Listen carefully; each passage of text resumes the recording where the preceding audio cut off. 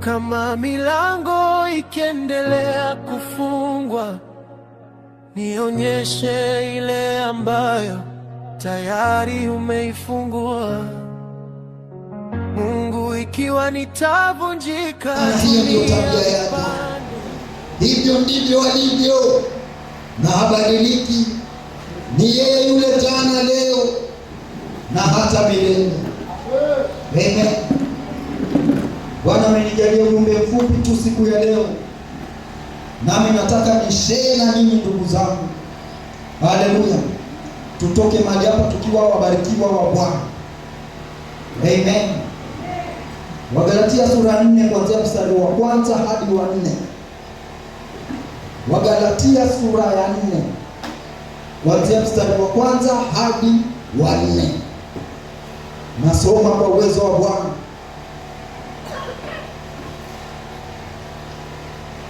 Paulo mtume, imeenda kwa Galatia 1 na mimi nataka Wagalatia 4. Galatians chapter 4 verse 1 to 4. Amen, tuko pale. Lakini nasema ya kuwa mrithi wakati wote hawapo mtoto hana tofauti na mtumwa, angawa ni bwana wa yote, bali chini ya mawakili na watunzaji, hata wakati uliokwisha kuamriwa na Baba. Kadhalika na sisi tulipokuwa watoto tulikuwa tukitumikishwa na kawaida za kwanza za dunia, hata ulipowadia utimilifu wa wakati. Sema utimilifu wa wakati. Hata ulipowadia utimilifu wa wakati, Mungu alimtuma mwanawe ambaye amezaliwa na mwanamke, amezaliwa chini ya sheria. Bwana Yesu asifiwe. Ruka nami mpaka Waamuzi sura ya 11 kuanzia mstari wa 1 hadi wa 8. Tupate mapendekezo ya Mungu katika maisha yetu siku ya leo, twende nyumbani tukiwa tumebarikiwa. Amen. Waamuzi ni Judges chapter 11 beginning from verse 1. Nasoma kwa uwezo wa Bwana. Basi huyo Yefta Mgileadi alikuwa mtu shujaa sana, naye alikuwa na mwana, naye alikuwa ni mwana wa mwanamke kahaba. Mkewe huyo Gileadi akamzalia wana, na hao wana wa mkewe hapo walipokuwa wamekuwa wakubwa, wakamtoa Yefta na kumwambia, wewe hutarithi katika nyumba ya baba yetu, kwa sababu wewe mwana wa mwanamke mwingine. Ndipo Yefta akawakimbia hao nduguze, akakaa katika nchi ya Tobu, na watu mabaradhuli walikwenda na kutangamana na Yefta, wakatoka kwenda pamoja naye. Mstari wa 4. Ikawa baadaye wana wa Amoni wakapigana na Israeli. Ikatukia hapo wana wa Amoni walipopigana na Israeli, wazee wa Gileadi wakaenda kumtwaa huyo Yefta katika ile nchi ya Tobu. Wakamwambia Yefta, njoo wewe uwe kichwa chetu ili tupate kupigana na wana wa Amoni. Yefta akawaambia wazee wa Gileadi, je, ninyi hamkunichukia mimi na kunifukuza nitoke katika nyumba ya baba yangu? Basi kwa nini kunijia hivi sasa wakati mlio katika taabu? Wazee wa Gileadi wakamwambia Yefta, kwa ajili ya hayo sasa tumegeuka kukuelekea wewe tena, ili uende pamoja nasi na kupigana na wana wa Amoni, nawe utakuwa kichwa chetu juu ya wenyeji wote wa Gileadi. Bwana Yesu asifiwe. Mungu akapate kuyabariki maandiko yake. Haleluya. Nimekiita kichwa cha mafundisho haya utimilifu wa wakati. Haleluya. Utimilifu wa wakati. Mungu katika uumbaji wake alifanya kila kitu na wakati wake. Solomoni, mtu mwenye busara, alitufundisha hapa kwamba kila kitu kina masaa na majira yake. Haleluya! Hata wewe na mimi, nasema siku ya leo, tuna masaa na majira yetu. Haleluya! Nasema tuna masaa na majira yetu, na yatakapofika tutatambulika, yatakapofika hatutazuilika. Bwana Yesu asifiwe. Naona utimilifu wa wakati wa mtu ukitimia mahali hapa kwa jina takatifu la Bwana wetu Yesu Kristo. Haleluya. Mahali tuliposoma Wagalatia 4 kuanzia mstari wa kwanza inasema, mtoto akizaliwa, hata kama yeye ndiye mrithi, hata kama yeye ndiye mkuu, lakini kwa sababu ni mdogo, anaonekana kama tu mtumwa, anachukuliwa tu na dharau, haonekani kuwa chochote, kwa sababu utimilifu wa wakati wake bado haujafika. Haleluya. Lakini utakapofika, kwa sababu yeye ndiye mrithi, mali yote akabidhiwe yeye. Sasa awe yeye ndio kusema, hapo kunakuwa na mabadiliko. Hata waliokuwa wakimtunzia mali yake wanaanza kumwamkua kwa heshima, maana utimilifu wa wakati utakuwa umewadia katika maisha yake. Bwana Yesu asifiwe. Kuna jamaa anaitwa Yusufu, alizaliwa katika nyumba moja iliyokuwa na watoto wa kiume 11, yeye akiwa 12. Bwana Yesu asifiwe. Na huyu jamaa alipata kibali machoni pa Bwana aje awe mtawala. Haleluya. Lakini kwa sababu utimilifu wa wakati ulikuwa haujafika, yeye angeota ndoto aje ashare na ndugu zake, kwa sababu aliwapenda. Ukipenda mtu mfichi chochote, unamwambia Bwana, mimi naumwa na hapa, Bwana mimi nasikia hivi, Bwana mimi nimeota hiki. Haleluya. The guy was very open because he loved his brothers. Haleluya. Kumbe Mungu amemchagua kuja kuwa mtawala, hajui. Siku moja akaota ndoto kwamba jua na mwezi na nyota 11 zimeinamia nyota yake, zinaisujudia. Haleluya. Kama kawaida yake, hana na kuficha, akaja mbele ya ndugu zake na mamake na babake, akawaambia, jamani, nimeota hivi na hivi. Haleluya. Mamake akakasirika, babake akakasirika, ndugu zake, kaka zake wa 11 wakamchukia. Babake akamuuliza, hivi ina maana wewe utakuja ututawale? Yaani tutakuja tukuangukie miguuni? God forbid. Huyo ni Israeli anasema. But the little guy was only a teenager. He did not know what those dreams meant. Hallelujah. Niko hapa kumwambia mpendwa mmoja, endelea tu kuota ndoto, endelea tu kuota ndoto, maana katika utimilifu wa wakati ndoto hizo zitakuja kutimia. Haleluya. Alipokuwa akiota, ndugu zake waka create hatred against him. Siku moja wakapanga wa Mungu. Haleluya. You know the story, nataka kwenda mbio kwa ajili ya wakati. Akiwa ameenda kuangalia wanaendeleaje wakiwa wanafuga, ndugu zake wanasema, huyu mwota ndoto ndiye huyo anakuja, wacha tumshike tumuue. Walipomshika wakitaka kumuua, haleluya, kakake mkubwa akamwonea huruma. Kwake alifikiria anamwonea huruma, kumbe Mungu alikuwa mpangoni, anapreserve kitu kinaitwa the appointed time. Haleluya. Akasema, jamani, ni damu yetu, tusimuue, kuna shimo hapa, tumtieni hapa ndani.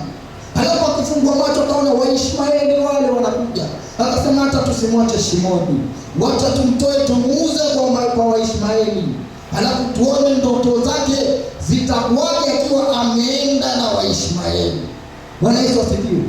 Wote wakakubaliana kwa nia moja, na kwa roho moja wakamshika ndugu yao mwota ndoto Yusufu, wakamuuza kwa Waishmaeli. Halafu walivyo wabaya, hata pesa walizomuuzia kaka yao hawakumpelekea baba yao, waligawanya wenyewe wakala. Bwana Yesu asifiwe. Yusufu akauzwa, na kwa sababu Waishmaeli wale walikuwa wanaelekea Misri, Yusufu akaenda kauzwa kule Misri kama mtumwa. Haleluya. Akiwa kule anatambua niliota ndoto. Hii ndoto ilikuwa ni Mungu ananitabiria mambo.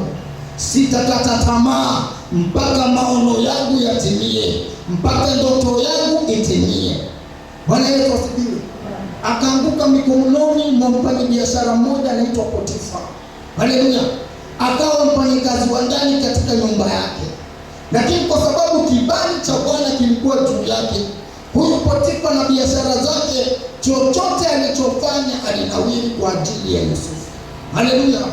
Akasema huyu jamaa si wa kawaida, nitamweka juu ya kila kitu katika biashara yangu isipokuwa mke wangu tu. Haleluya. Na hapo Yusufu akaanza kupanda ngazi, akaanza kupanda cheo, akawa juu ya kila kitu cha Potifa kasoro mke wake tu. Haleluya.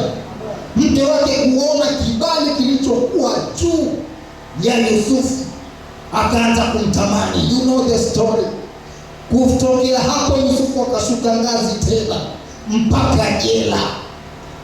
From an overseer of Potiphar's businesses to prison Shimolatewa. Haleluya. Lakini hakufa moyo, aliendelea kuamini ndoto alizokuwa akiziota. Maana alijua Wagalatia 4 mstari wa 1 mpaka wa 4 inavyosema, mrithi akiwa bado ni mdogo hana tofauti na mtumwa. Haleluya. Mrithi akiwa ni mdogo hana tofauti na jamaa yoyote yule ambaye hana maana. Bwana Yesu asifiwe. Akiwa kule gerezani anakutana na wafungwa wa Misri ambao hawamjui Mungu, ambao wamepagawa na mapepo. Usiku wakilala wanaota wananyongwa, anawakimbilia pale na waombea na kuwaacha wakilala salama. Haleluya. Pastor Chris, ulijuaje wanaota wananyongwa usiku? Mpaka akawaombea. Angalia, wakiota ndoto wasizozielewa wanamkimbilia nani? Yusufu. Hii ina maana kuna kitu wameona kutoka kwake, kuna msaada waliona kutoka kwake, mpaka wakiwa na shida wanamkimbilia. Bwana Yesu asifiwe. Siku moja jamaa wawili wakaota ndoto, lakini mmoja amenyamazia, hataki kusema.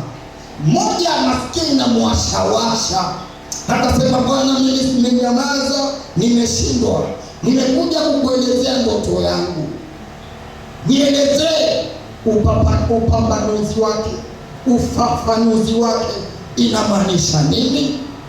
Bwana Yesu asifiwe. Yusufu akaisikiza ndoto, alipomaliza akamwambia, huu ni unabii. Hii inamaanisha siku 3 kutoka sasa, kule ulikokuwa umefutwa kazi kwa nyumba ya mfalme utarudishwa, na wewe utaendelea kumpatia mfalme juisi yake kama kawaida, kikombe chake cha wine kama kawaida. Bwana Yesu asifiwe. Akasema ni sawa, nasubiri. Tumesema ni siku 3 tu. Ndio, wacha tuone. Akamwambia, nitakapotimia ukienda huko unikumbuke jamani, maana niko hapa lakini sikufungwa kwa halali. Bwana Yesu asifiwe. Jamaa siku 3 zilipofika akarudi kweli kwa mfalme, akaendelea kumpatia mfalme kikombe chake cha divai. Lakini cha kushangaza alimsahau Yusufu. You know the story. Si kila mtu akifanikiwa atakukumbuka. Kuna watu tumesumbuana nao sana, tukiwaombea, tukifunga pamoja, lakini mambo yalipokuwa mazuri wanaenda bila goodbye. Sisi tukabaki bado tunaendelea kuomba. Kumbe muujiza ulitendeka kitambo, sisi tunaendelea kuomba. Siku moja tunakuja kukutana nao, siku nyingine wako na magari. Tunamwambia, Bwana, kumbe ulifanikiwa, basi at least ungeniambia nikaacha kuomba. Angalia jinsi nilivyokonda, mimi bado nakuombea tu, kumbe leo ushafaulu. Bwana Yesu asifiwe. Hiyo ndio tabia ya binadamu. Kwa hivyo usiwahukumu. Haleluya. Wako watu watakusahau, si kila mtu atakukumbuka. Amen. Hata yule jirani yako ambaye kila kipungukiwa yuko kwako anagonga, ngoja ile siku atamwona Mungu. Haleluya. Utajiuliza, na huyu jirani alienda wapi? Maana ilikuwa asubuhi atagonga ombe majani na sukari kidogo, mchana agonge ombe chumvi, na jioni ombe ile nyingine. Bwana Yesu asifiwe. Na ana staili yake ya kugonga, akigonga tu unajua huyo ndiye. Huyo ni huyo. Haleluya. Lakini kwa sababu maandiko yanasema mpende jirani yako, wewe ukimpenda, lakini subiri azishike. Ndio utajua binadamu wako vipi, lakini usiwalaani. Waelewe maana hivyo ndivyo binadamu walivyo. Hivyo ndivyo majirani walivyo. Haleluya. Yule bwana akamsahau Yusufu. Yule mwingine akaja akasema, na mimi pia nilikuwa na ndoto. Sikutaka kusema nionekane na muujiza yule, lakini hata mimi nina ndoto. Akaeleza ndoto yake. Haleluya. Yusufu akaisikiza kwa makini, lakini taswira ya uso wake ikabadilika. Jamaa akimaliza kumwelezea ndoto, kamuuliza Yusufu, mbona umebadilika? Akamwambia, I'm afraid your dream is not that good. It says 3 days from now Pharaoh will slaughter you. Bwana Yesu asifiwe.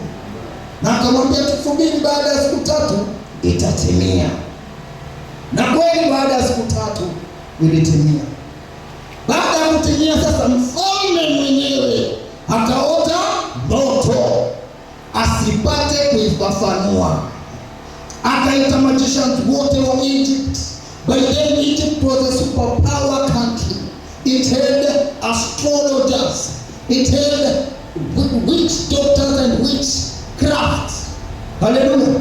Ambao waliitwa waje waeleze ndoto ya Farao na waifafanue. Kukashindikana. Then the guy who used to be in prison, who was restored to the king's palace and became the king cupbearer, akakumbuka. Bwana Yesu asifiwe. Hii ndio shida moja ya watu wanaosafu mvinyo. Wajua wanatakiwa waonje kwanza, halafu ndio wampatie mfalme, ili kama inasumu wape wao kwanza, mfalme maisha yake yawe ya kupreserve. Haleluya. Lakini katika kuonja yeye alikuwa akinywa sana, akalewa mpaka akamsahau Yusufu aliyemrudisha katika kazi yake. Haleluya. Lakini siku hii wakuwa tafutwa mpambanuzi wa ndoto ya mfalme, akakumbuka. Kamwambia mfalme, kuna jamaa kule sehemu, yeye hana uzoefu wa kupambanua ndoto, naomba muite, akija atakupambanulia kila kitu. Akaja akaitwa. Sasa hivi amepanda cheo, haitwi tena muota ndoto, anaitwa anayepambanua ndoto. Anayepambanua ndoto. Nothing is stagnant. Even if nothing seems to be happening, believe you me, there is something that is happening. Imagine jamaa anaonekana kama ndio amekuwa demoted from muota ndoto mpaka prison, lakini kumbe kule prison kuna an improvement. Haoti tena ndoto, yeye anapambanua ndoto. There will always be an improvement, no matter how minute it is. Haleluya. Inaweza kuwa haionekani, lakini ukichunguza vizuri kuna a little progress. Mshukuru Mungu. Ndio maana Paulo anafundisha, anasema katika kila jambo mshukuruni Mungu. Hata wakati mambo yanaonekana mabaya, ukichunguza vizuri utaona kuna wema fulani ndani yake, kuna kuongezeka fulani ndani yake. Bwana Yesu asifiwe. Haleluya. Akaitwa muota ndoto, akaja kwa palace. And you know the story.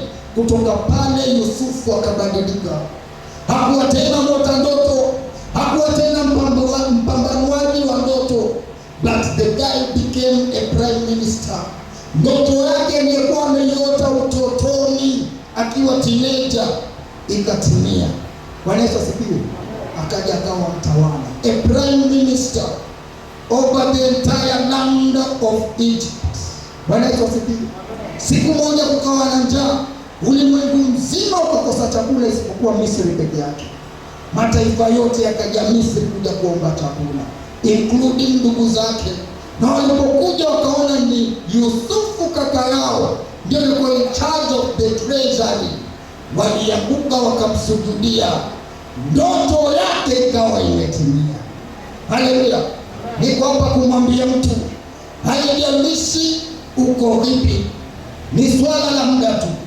Katika utimilifu wa wakati, hayo yote unayoyapitia yatapita. Bwana Yesu asifiwe. Tumalize na story ya Yethro. Jamaa alizaliwa na babake, kasoro tu yeye alikuwa, mamake ni tofauti. Mamake alikuwa kahaba. Mzee Gileadi aliona kipusa akamchukua kwenda naye, akapata ujauzito, akamzalia kijana, akamwita Jefta. Alafu kipusa akatoweka, akaenda zake. Haleluya. Kisha jamaa karudi kwa bibi yake, akaendelea kuzaa watoto wengine kama kawaida. Watoto walipokuwa wakubwa wakasema, wewe, hebu tukome. Tena ukome mali ya baba yetu. Wewe ni mtoto wa kahaba, huna fungu katika urithi wa baba yetu. Wakamtimua. Yefta akatoroka. Yefta akaenda akawa kijana wa kurandaranda mitaani. Kijana chokora, akashikana na mabaraduli, wakawa kikosi. Bwana Yesu asifiwe. Sasa mtu ambaye ametoka katika magoti ya mzee Gileadi, lakini kwa sababu ya kutengwa wakati haujafika, anakuwa chokora, anakuwa a street child. Haleluya.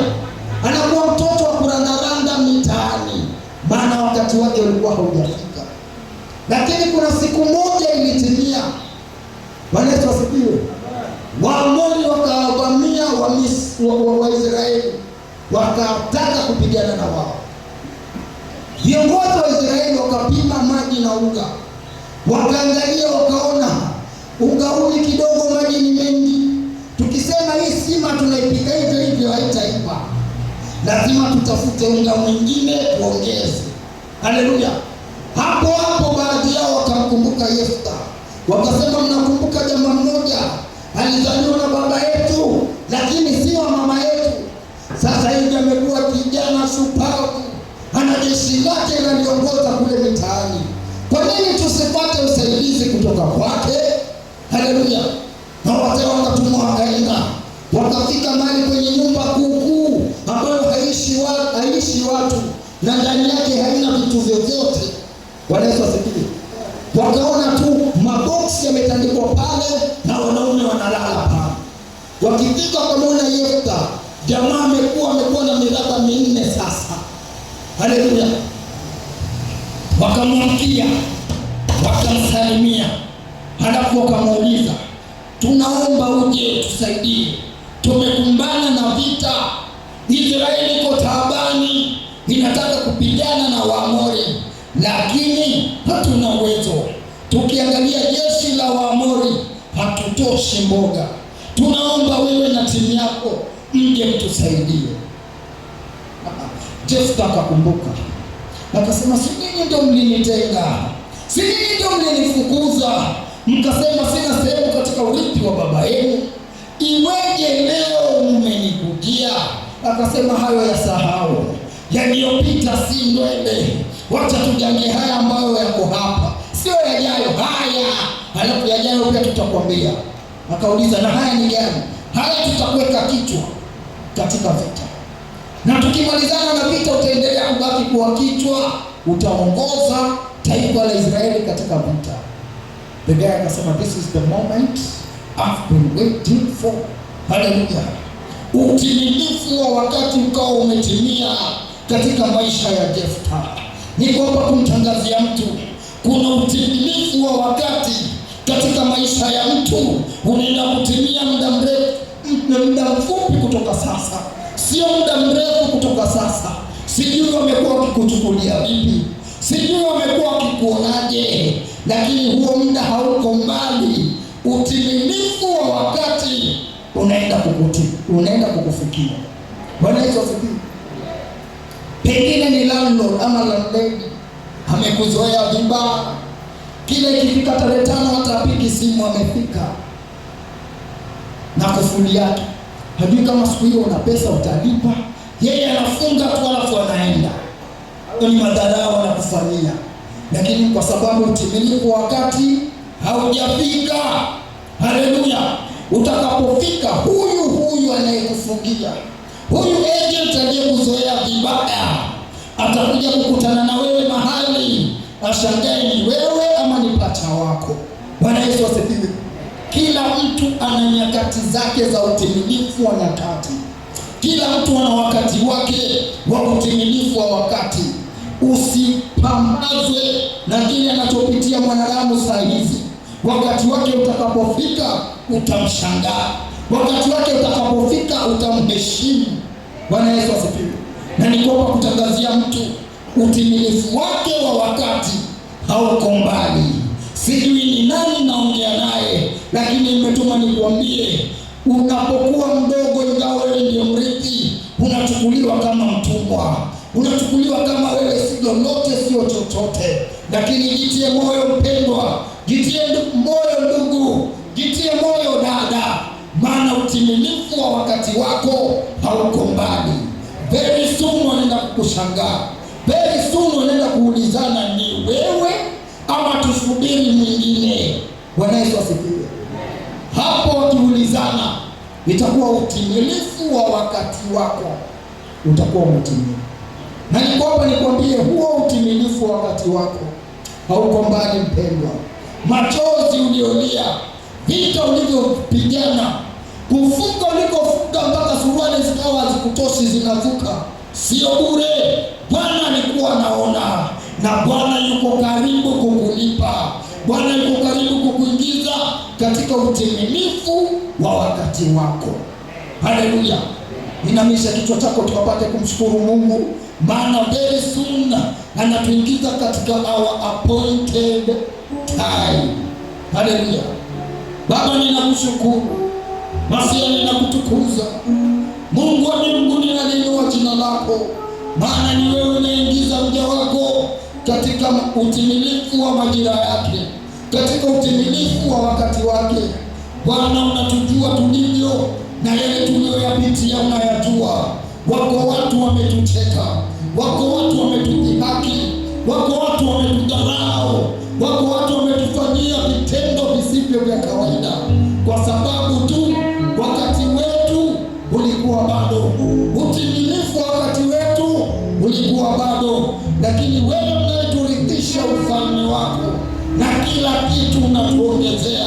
Bwana, umekuwa ukiona na wakati umefika unatuingiza katika utimilifu wa wakati wetu. Bwana, tunakushukuru kwa neno lako, tunakutukuza na kuliinua jina lako. Naomba Bwana ukaangalie mtu hapa, nenda ukamwingize katika utimilifu wa wakati wake. Ingawa umekuwa akichukuliwa kama mtumwa, ni wakati kajulikani kwamba yeye ni mrithi, katika jina takatifu la Bwana wetu Yesu Kristo. Ingiza watu wako Bwana katika sehemu yao ya urithi, katika jina takatifu la Bwana wetu Yesu Kristo. Machozi yametoka sana, kilio kimekuwa kingi mno. Ni wakati Bwana ukanyamazisha watu wako, ni wakati ukabariki watu wako, ni wakati ukawapatia ushuhuda watu wako. Jina lako Bwana likatukuzwe, Masia ukapate kuinuliwa. Mungu ishe milele, ninakushukuru kwa ajili ya neno lako lililotoka. Lifuatilie Bwana ukalitimize, maana wewe si mwanadamu udanganye, Bwana mwana wa Adamu useme uongo. Fuatilie neno lako Bwana, nenda ukalitimize.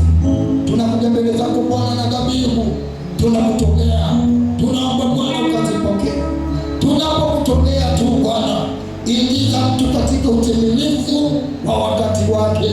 Bwana Yesu, aliyekuwa analia akapate kucheka, aliyekuwa akihuzunika akapate furaha, katika jina takatifu la Bwana wetu Yesu Kristo. Aliyekuwa